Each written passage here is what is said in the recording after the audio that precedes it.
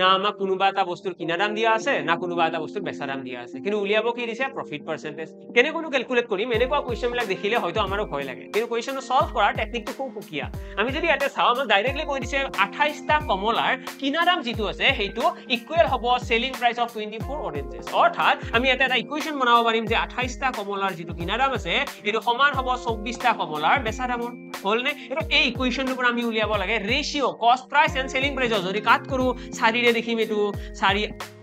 হাতেৰে যাব থাকে মোস্ট প্ৰবলি 6 ৰে কাটি দিয়া 4 6 গুণ 24 4 7 গুণ 28 yes তো 7 cp is equal আমাৰ আহি গল 6 sp তাৰ পিছত যদি ইয়াৰে আমি ৰেশিও উলিয়াবলৈ যাও আমি দেখিম cp divided by sp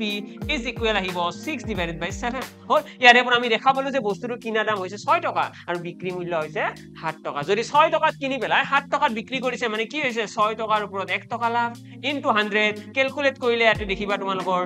6 ৰে কাটি দিয়া এটো এবাৰ গল দেন 6 6 গুণ 16 2/3% আমাৰ হৈ যাব প্ৰফিট ইমান হৈছে আমাৰ কাৰেক্ট আনসাৰ তো এক্সামত কোৱেশ্চন সলভ কৰাৰ এপ্ৰোচটো বহুত বেছি মেটাৰ কৰে আমাক না কিনা দাম দিব লাগে না বেচা দাম দিব লাগে আমি জাস্ট এইখিনি ডাটাৰ পৰা আমি প্ৰফিট পাৰ্চেন্টেজ উলিয়াব পাৰিম